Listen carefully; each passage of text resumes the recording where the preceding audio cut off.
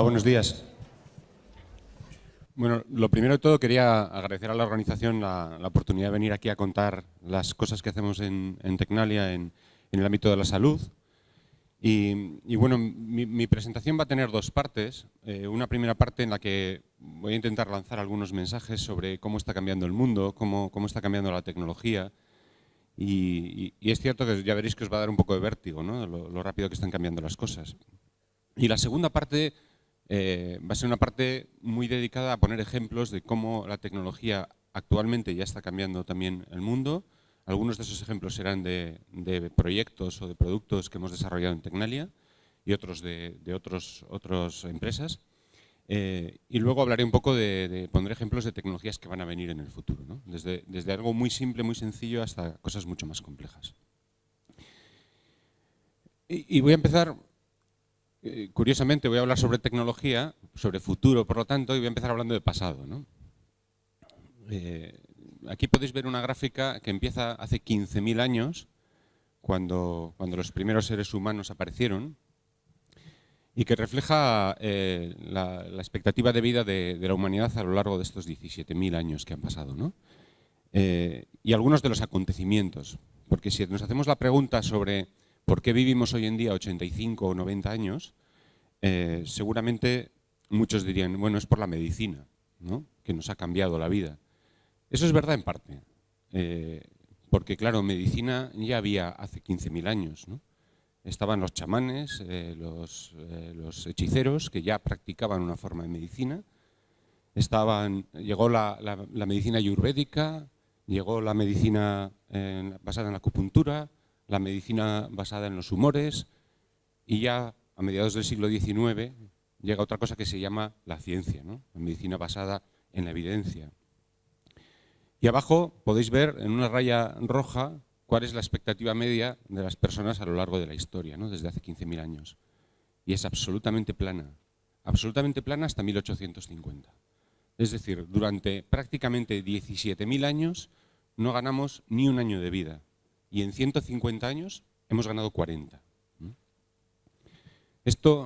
Empiezo por esto porque creo que es importante entender que aquí estamos en unas jornadas científicas y que por lo tanto es importante entender que la ciencia es la base del progreso de la humanidad en el sector de la salud, ¿no?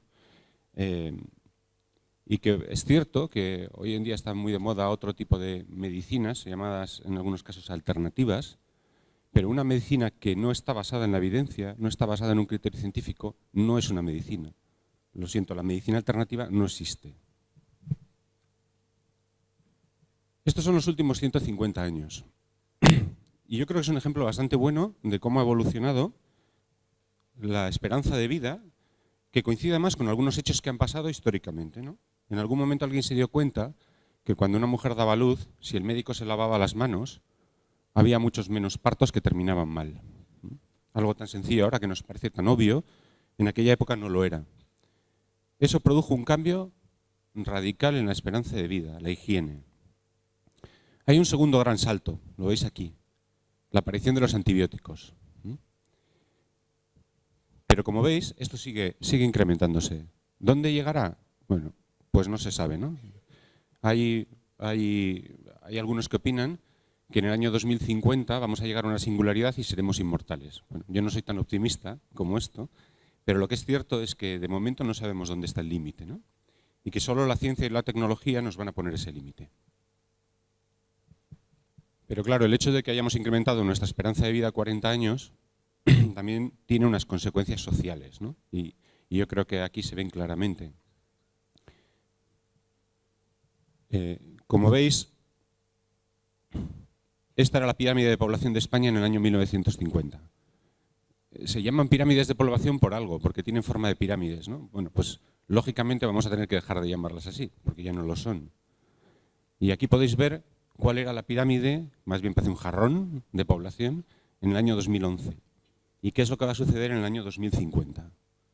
Bueno, esto lógicamente es un cambio dramático desde el punto de vista del coste que va a tener para cuidar de la salud de todas estas personas y por lo tanto va a requerir, entre otras muchas cosas, además de muy buenos profesionales formados, también el desarrollo de nuevas herramientas tecnológicas que nos permitan hacer que el cuidado de estas personas mayores sea mucho más sencillo. Claro, asusta, ¿no? Si dicen que vamos a ser inmortales en el año 2050, la pirámide de la población está cambiando, bueno, sí, pero y parece que la población mundial no para de crecer. ¿Hacia qué mundo vamos, no? Bueno, pues no está claro. Estos son los 3 escenarios que hay sobre el crecimiento de la población mundial. Y como veis, desde un crecimiento acelerado hasta incluso un decrecimiento de la población. ¿Y cómo la tecnología va a cambiar todo esto? ¿Y qué ha sucedido en los últimos años? Bueno, os presento a Cray-1. Cray-1 fue uno de los grandes superordenadores que se crearon en 1976. Parece ya el Pleistoceno, pero esto era apenas hace 40 años. Este ordenador valía 5 millones de dólares, cada uno de ellos. Pesaba 5,5 toneladas, necesitaba un edificio especial para ponerlo. Y era capaz de procesar información a una velocidad de 80 millones de flops. No es muy relevante lo que es un flop, pero esta era la capacidad que tenía. Hoy en día, todos llevamos uno de estos en el bolsillo, ¿no? Algo que nos parece cotidiano, del día a día, algo muy sencillo, fácil de utilizar. Aquí tenéis el iPhone 5S, ni siquiera es la última versión, ¿no? Estamos por el 7 ya. Apareció en el año 2013 este teléfono. 400 euros actualmente. Fijaros el cambio de 5 millones de dólares a 400 euros. Y me diréis, ya, pero no es lo mismo. Aquello es un ordenador que pesa 5 toneladas. Es verdad, este pesa 112 gramos nada más. Se puede llevar en el bolsillo. 76,8 gigaflops. Es decir, por 10.000 veces menos de coste, tenemos un dispositivo que procesa en el entorno de 1000 veces más y lo llevamos en el bolsillo. Y no nos cuesta dinero. Imaginaros las cosas que podemos hacer con él y las que podremos hacer en el futuro. Esta es una gráfica, yo creo, bastante llamativa. Es la evolución de la capacidad de los ordenadores y con respecto al coste. Y como veis, forman prácticamente una recta perfecta. Empezó en los años 50 con los primeros ordenadores y quiero que os fijéis en la parte de arriba, en esta parte de aquí. La expectativa es que para el año 2020 los ordenadores sean capaces de computar como un mamífero y que para el año 2030 los ordenadores sean capaces de computar como una persona. Esto va a suponer un cambio absolutamente radical en nuestro mundo, que nadie puede predecir, pero que esta recta perfecta dice que va a pasar y que va a pasar en esta generación. ¿Cuáles son las consecuencias de esto? Realmente no lo sabemos. Algunas posiblemente preocupantes y otras posiblemente fantásticas, ¿no? Y decimos, bueno, cuando estamos hablando de personas con diversidad funcional, personas mayores, con discapacidad, la tecnología es algo que les queda muy alejado, ¿no? Es decir, una persona mayor no utiliza un smartphone. Bueno, pues eso tampoco es verdad. Esto es las personas que han utilizado un teléfono móvil en los últimos 3 meses por grupo de edad. Fijaros que estamos hablando desde el año 2007 al año 2013. Y el grupo que más ha crecido es el grupo de los mayores de 65 años. Era un grupo que prácticamente no hacía un uso de la tecnología, o estaba en el entorno del 50%, y ahora utiliza la tecnología de una manera bastante más habitual. Y alguien dice, ya, pero estos son teléfonos móviles, y no es lo mismo un teléfono móvil que un smartphone. Es verdad, no es lo mismo, no tiene nada que ver. Uno es bastante más estúpido que el otro. Se pueden hacer muchas menos cosas. Pero fijaros qué está sucediendo en Estados Unidos. Personas de más de 65 años que usan smartphones, no teléfonos, smartphones. Crecen en el entorno de más del 10% anual. Esta gráfica es del año 2015. Probablemente ahora que estamos en el 2017 estaremos en el entorno del 70% ya. Quiere decir que la famosa brecha digital de la que tanto se ha hablado se está cerrando. Y se está cerrando a una velocidad enorme. ¿Por qué? Porque las personas están empezando a hacer mayor uso pero también es porque pasa el tiempo. Y los nativos digitales, o aquellos que hemos empezado a utilizar incluso ya en edad adulta la tecnología, pues ya no nos asusta tanto, ¿no? Y dentro de poco seremos estas personas de más de 65 años. Os pongo algunos ejemplos de que esto ya está sucediendo, ¿no? Son muy variados, pero la cantidad de noticias al respecto del uso de las aplicaciones de los teléfonos móviles en el cuidado de la salud son increíbles. Y esto solo en nuestro país. Y alguien dice, bueno, pero esto tiene un impacto económico. ¿Alguien está utilizando de verdad todo esto? Bueno, este negocio se llama mHealth, Mobile Health, o salud a través de los teléfonos móviles. Representa 4.500 millones de dólares en el año 2013 y en el 17 se calcula 23.000 millones. Este crecimiento prácticamente no existe en casi ninguna industria hoy en día. Se ha multiplicado por 5 en 4 años el uso de las aplicaciones móviles. 511%. Y aquí estamos, Europa, en una buena posición. Esto es importante porque quiere decir que si la gente está utilizando ya y se prevé que las utilicen mucho más vale que estemos preparados para entender que cuando tratemos a un paciente en el futuro, el paciente va a tener un teléfono móvil con una aplicación de salud y la va a utilizar para gestionar su salud. Y eso debemos saberlo. Pero además también es una herramienta para el profesional.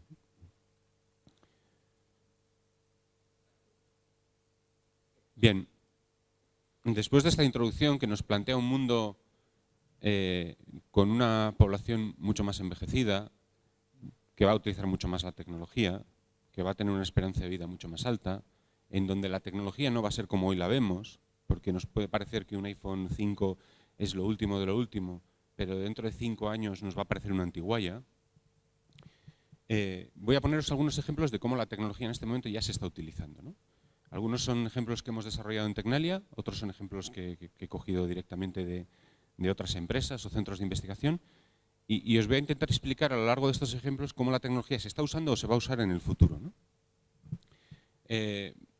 Yo entiendo que hay sobre todo 5 ámbitos en donde la tecnología va a tener un impacto, ¿no?, en los próximos años.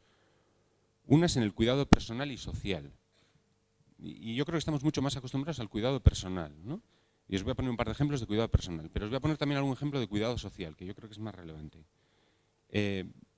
La tecnología está entrando a una velocidad enorme en el campo de la rehabilitación, del entrenamiento y la rehabilitación de las personas. Como asistente en la vida diaria. Es una cosa que llevamos encima y por lo tanto podemos usar cada minuto de nuestra vida. Al médico lo vamos a ver una vez cada 3 meses, pero nuestro teléfono va a estar en nuestro bolsillo todos los días. La tecnología también nos va a permitir intervenir rápido, más rápido de lo que lo hacemos cada día. Y os voy a poner un ejemplo de intervención rápida. Y luego, también la tecnología va a ser una herramienta de terapia. De terapia y de asistencia a las personas que tengan una cierta discapacidad. Bueno, para el cuidado de la salud, cuidado personal y social, lo que está llegando sobre todo es el uso de las tecnologías vestibles, lo que podemos llevar encima. En el fondo, un teléfono no es una herramienta de salud, es simplemente una herramienta de computación, es algo que procesa. Pero unido a determinados gadgets, a determinados dispositivos, nos va a permitir hacer muchas más cosas, ¿no? Es aquí donde los smartphones yo creo que van a tener más sentido. Van a estar muy enfocadas al ámbito preventivo. La gente las va a llevar para prevenir, no tanto para tratarse, pero sí para prevenir. Cosa que es fenomenal, porque empodera al paciente muchísimo. Es cierto que han entrado en el mercado muy ligadas al concepto del deporte, ¿no? Seguro que bastantes o algunos de los que estáis aquí lleváis una pulsera, ¿no? Una pulsera conectada con el smartphone. Es por donde ha entrado esta tecnología. Y permite establecer un concepto de red social, porque se puede compartir información. Y compartir información de salud es también parte del proceso de curación, ¿no? Y existe la posibilidad de interacción con el personal clínico. Y aquí hay un mundo enorme por resolver, porque esto no está nada claro que vaya a pasar y que vaya a pasar en breve.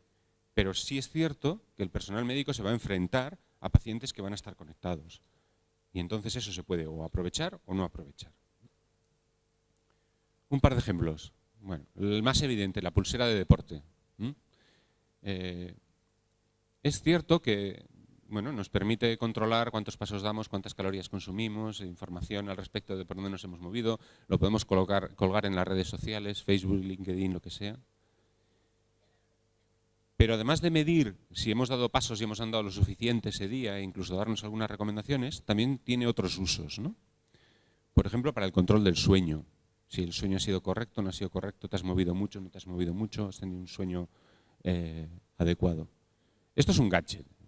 Me refiero, nadie va a gestionar su salud solo con esto, eso es evidente, ¿no?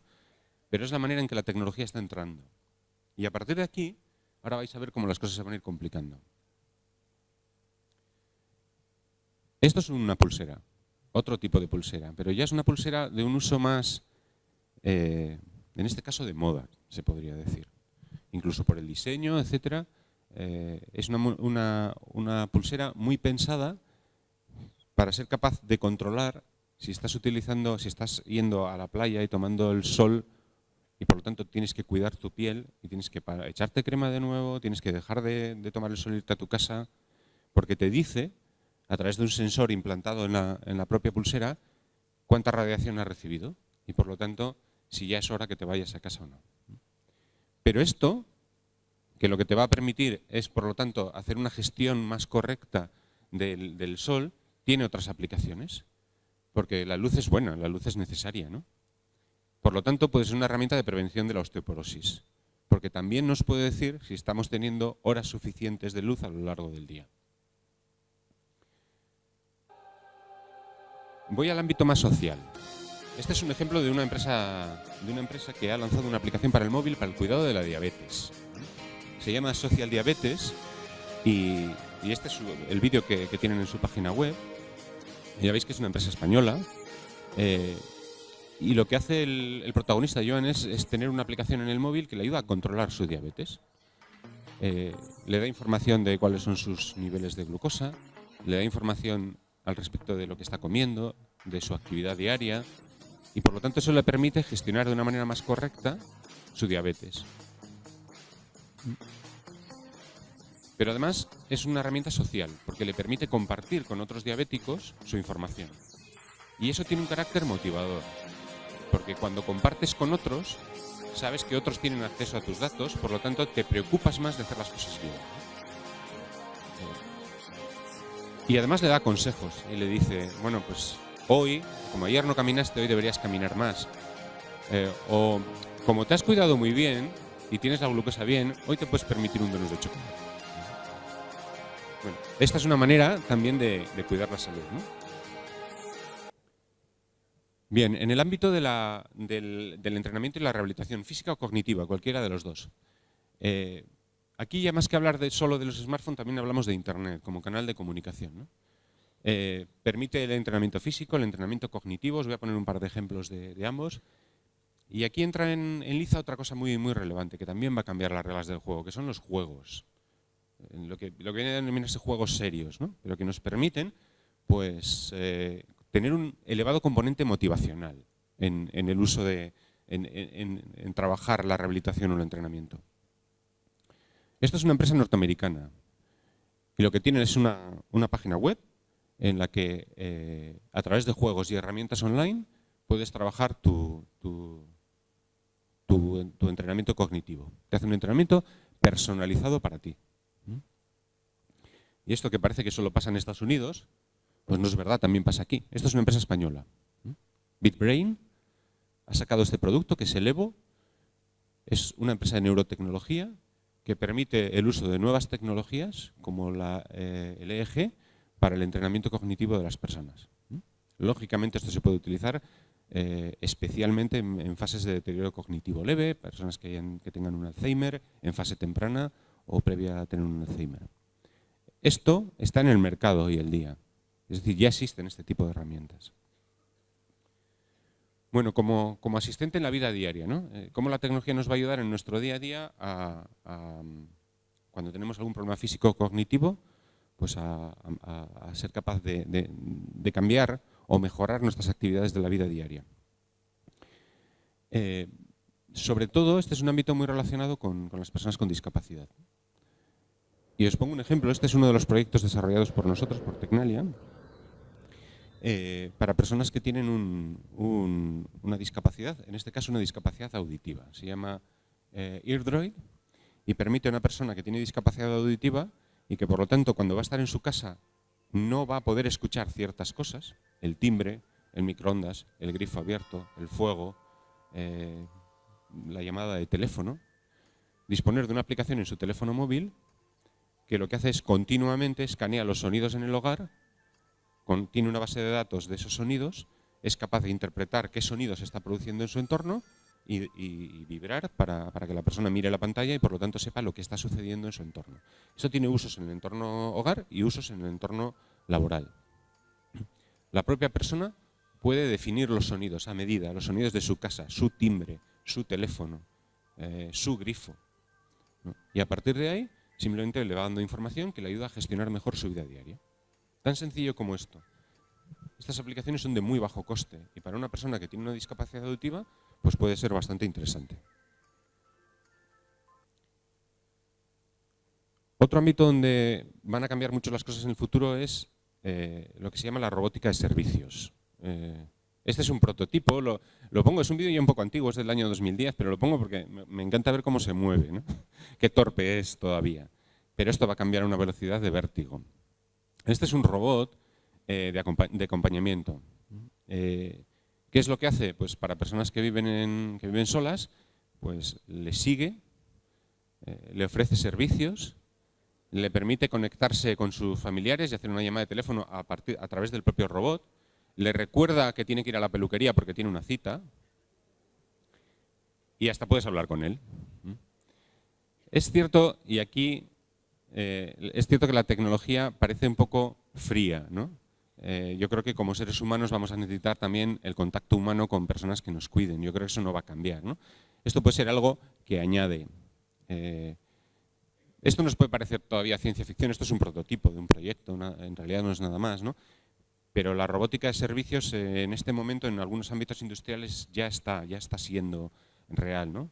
En el ámbito del cuidado de las personas mayores va a tardar un poco más en llegar, simplemente por un tema de coste, ¿no? Todavía estos robots son caros, pero bueno, poco a poco ya veremos cómo se van a ir introduciendo. Alguien puede decir, esto me parece muy difícil, pero estoy convencido de que muchas personas en esta sala tienen una romba en casa. Es exactamente lo mismo. Es exactamente lo mismo. Bien, la tecnología para ayudarnos ante eventos de riesgo, eventos para la salud. La idea de esto es que la tecnología nos permita avisar si pasa algo y avisar de una manera muy rápida. Esto es importante, sobre todo en dos grandes ámbitos. El ámbito de las caídas, que es una de las principales causas de fallecimiento de las personas mayores, y el ámbito de las desorientaciones. La mayor parte, o una parte muy relevante de los Alzheimer son diagnosticados cuando mi padre o mi madre se pierde. Y se pierde porque sale a comprar el pan, como ha hecho todos los días, y de repente no sabe volver a casa. Bueno, pues para esto la tecnología también nos puede ayudar. Os voy a poner otro ejemplo también que hemos desarrollado en tecnología. Este producto está en venta hoy en día. Hay una empresa guipuzcoana que lo está fabricando y vendiendo ya. Se llama GEA y es un dispositivo de detección automático de caídas. Porque si una persona se cae, a veces no va a tener la posibilidad de avisar a nadie y por lo tanto tiene que haber una manera en que eso se haga de una manera automática, ¿no? Bueno, el dispositivo, como veis, es un dispositivo que se coloca en la cintura de una manera muy sencilla. Cuando la persona se cae, sin que la persona haga nada, de una manera automática, detecta la caída.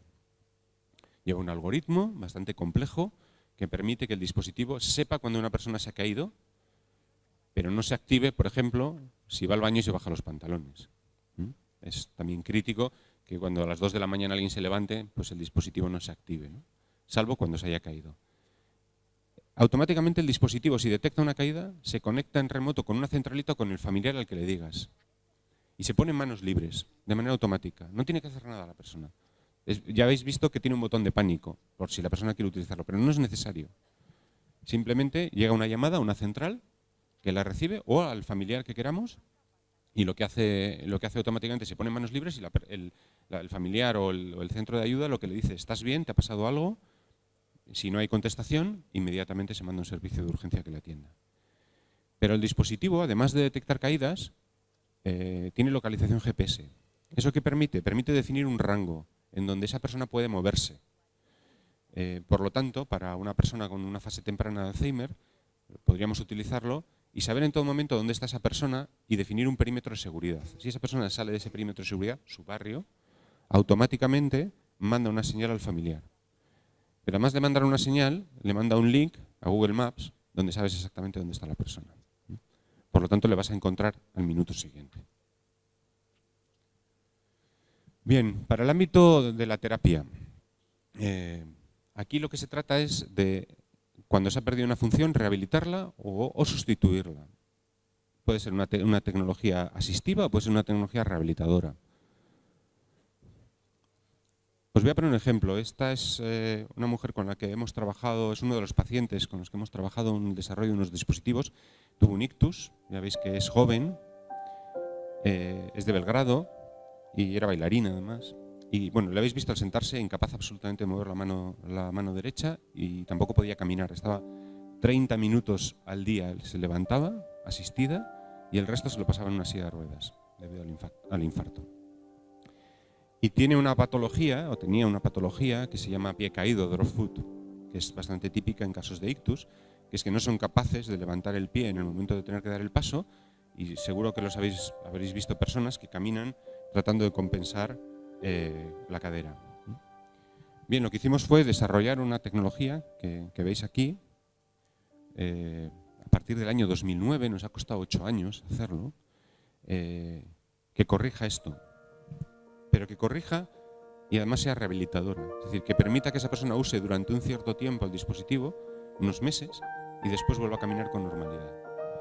Esto, lógicamente, nos ha costado muchos años y mucho dinero, pero hoy podemos decir que esto ya existe, es una realidad, y hay una empresa, en este momento en San Sebastián, que está certificando para fabricar y empezar a vender este producto en todo el mundo. Y de hecho, es una tecnología tan innovadora que hay una multinacional que va a entrar en el accionariado de esta empresa. Y esto se ha hecho aquí, en el País Vasco. Ella solo podía andar 30 minutos al principio. Bueno, aquí le veis con el equipo de trabajo nuestro. Nosotros tenemos parte de la división de salud de Tecnalia, está en Belgrado. Tenemos investigadores allí y el equipo que desarrolló el trabajo con esta paciente está en Belgrado. Y este es el dispositivo, tan sencillo y tan fácil como de llevar en una rodilla. Y utiliza un sistema de estimulación eléctrica funcional. Toma datos de cómo está la posición del pie de la persona y manda información a un estimulador eléctrico que produce una estimulación de un nervio concreto en el momento adecuado para que automáticamente la pierna se levante sola, sin que la persona tenga que hacer el esfuerzo de levantarla. Pero el efecto que tiene es que si utilizas el dispositivo, el cerebro vuelve a aprender a hacer el movimiento. Esta es una manera en que la tecnología nos va a ayudar. Y aquí veis, le veis caminando en la actualidad, después de utilizar el dispositivo. Bueno, y más allá, ¿qué viene? ¿No? Porque todo esto son realidades, todo esto existe. Pero ¿qué es lo que viene? Bueno, voy a poner solo 2 ejemplos y ya termino con esto. Todos sabéis que una de las peores enfermedades que hay hoy en día es el ébola, ¿no? Y además se produce en países con unos sistemas de sanidad pues no en las mejores condiciones. Bueno, esto es una empresa que ha desarrollado este dispositivo, que veis que es tan sencillo como casi una llave USB, tan sencillo y tan complejo por dentro como una llave USB, que se conecta al ordenador, por lo tanto no necesita ni una fuente de energía más que una conexión a un ordenador a través del USB, y permite hacer una secuenciación del ébola para saber si una persona lo tiene, y hacerlo de una manera muy rápida, en apenas unos minutos. Esto todavía no está en el mercado, pero va a venir. Y nos va a permitir actuar ante eventos de salud de una manera muy rápida, incluso en las peores condiciones, en países en donde el servicio de sanidad no es bueno, ¿no? Y esto probablemente va a valer unos centenares de euros al final. Bueno, esta es una manera en que la tecnología va a permitir extender la salud de las personas incluso a los países en vías de desarrollo. Y este es el último ejemplo que voy a poner. Es un ejemplo para amputados transradiales. Esta es una tecnología que estamos desarrollando en este momento en Tecnalia. Este es un amputado transradial que utiliza una mano biónica que ya existe, que es una mano de una empresa que se llama Autoboc, Pero ya veis qué dificultades tiene utilizando la mano robótica. ¿Por qué? Pues porque prácticamente el paciente cuando lo utiliza tiene que mirar a la mano, porque la única información que tiene es la información visual, y tiene muchísimos problemas para el control. Le pedimos que hiciera determinadas actividades normales y como veis, bueno, esta ya es la más difícil de todas, ¿no? No tiene ningún buen control sobre la manera en que se abre y se cierra la mano, la fuerza que hace al abrir y cerrar la mano, la capacidad que tiene de girar la muñeca. Y entonces hemos desarrollado una tecnología que trataba de solucionar este problema. ¿Cómo? Pues hemos cogido información de la mano biónica, la hemos concentrado en unos dispositivos que lo que hacen es mandan un estímulo eléctrico a la zona sana del brazo de la persona. Y manda unas señales eléctricas, simplemente. Y me diréis, bueno, ¿y esas señales eléctricas para qué valen?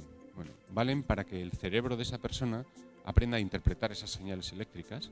Y por lo tanto, si esa señal eléctrica tiene que ver con el rango de movimiento, de apertura, de fuerza, ya lo veis aquí, cómo le pedimos que abra y cierre la mano y los electrodos que llevan el brazo saben exactamente cómo de abierta o de cerrada está esa mano o cómo está girando la mano. Si esa información se la enviamos al paciente, el paciente va a aprender a abrir y cerrar la mano. Eso lo hacemos a través de unos pequeños electrodos que van colocados sobre la superficie, nada invasivo, simplemente va colocado sobre el brazo, que no duelen, mandan unas señales eléctricas que no son dolorosas, apenas se sienten, pero que el cerebro del paciente aprende a interpretar. Por lo tanto, el paciente, cuando la mano se abre y se cierra, le llegan unas señales que varían y por lo tanto el cerebro entiende en cualquier momento cómo de abierta o cerrada está la mano. Este proyecto ha costado años de investigación, esto que parece muy evidente pues no lo es, y la mayor sorpresa nos la hemos llevado porque la gran duda que teníamos no era si éramos capaces de hacer este dispositivo, era si éramos capaces de hacer que un paciente aprendiera a interpretar las señales. No es algo evidente, ¿no? Bueno, pues nos hemos llevado una sorpresa. Estoy seguro que no adivinaríais cuánto tiempo ha tardado el paciente en aprender a utilizar el dispositivo e interpretar, por lo tanto, las señales, pero os puedo decir que ha sido 30 minutos. Después de 30 minutos, el paciente ya es capaz de interpretar las señales y, por lo tanto, de usar la mano biónica con muchísima más precisión y control. Aquí le estamos enseñando a controlar. Esta es la fase como veis, le pedimos que haga una serie de ejercicios y que visualmente vea en la pantalla cómo eso cambia, ¿no? Y luego le pedimos que repitiera. Y ya veis que la capacidad de control sobre la mano biónica no tiene nada que ver. Es capaz de tener un control de giro de la muñeca, de apertura, de hacer tareas mucho más complejas que las que hacía antes. Es capaz de pelar un plátano sujetándolo, pero no solo eso, es capaz de pelar el plátano incluso con la mano biónica. Y ya llegamos a la prueba final, que es la del huevo.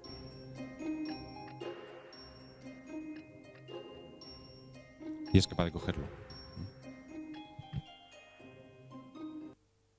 Bueno, pues esto es todo. Muchas gracias. Si tenéis cualquier pregunta, pues adelante.